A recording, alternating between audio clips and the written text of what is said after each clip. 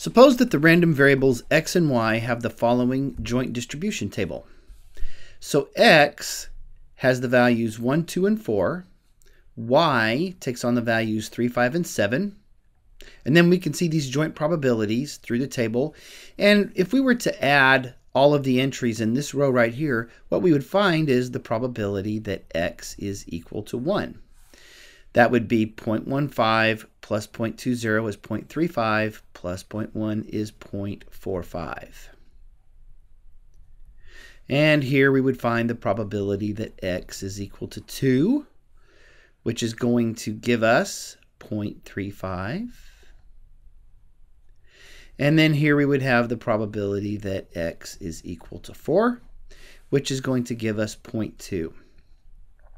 And as we expect, these should add to 1, and this is 0.8 plus 0.2 is 1.00.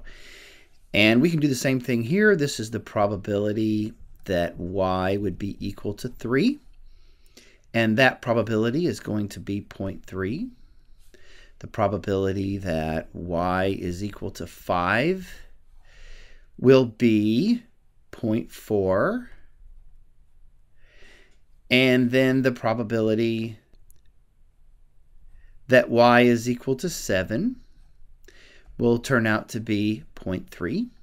And as we hoped, all that, of course, adds to 1.0.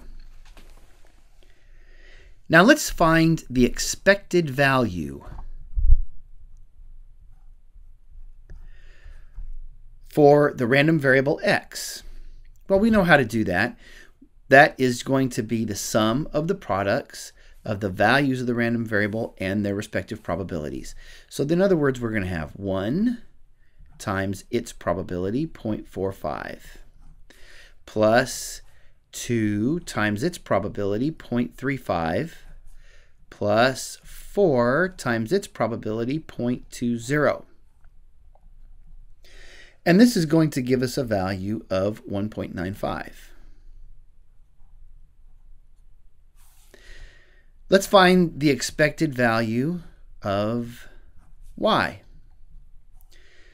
This is going to be 3 times 0.3 plus 5 times 0.4 plus 7 times 0.3. And this is going to give us a value of 5.0. Now, let's find the expected value of the sums of these random variables. Now, what that means is we're going to have to add each of the values of y to each of the values of x, and then multiply that result by their respective probabilities. So if we look at this entry where the probability is 0.15, it occurs where x is 1 and y is 3. And then we would need to add 1 and 5, 1 and 7, 2 and 3, 2 and 5, 2 and 7, 4 and 3, 4 and 5, 4 and 7, and then multiply each of those sums by their probabilities. So starting out, we have 1 plus 3 times 0.15 plus 1 plus 5 times 0.20 plus 1 plus 7 times 0.10. So now we've taken care of 1 added to each value of y, and then we would move on to 2. And so I'm just going to indicate that we're continuing in this manner with these dots, and then the last entries would be when we're down here at 4 plus 3, 4 plus 5 times 0.05 plus 4 plus 7 times 0.05.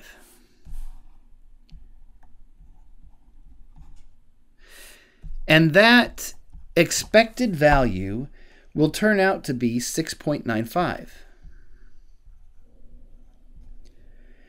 And this is not a coincidence. We've already examined this. When we find the mean for a sum or difference of random variables, it's the same as the sum or difference of the means of the random variables. So in other words, we can write that this way.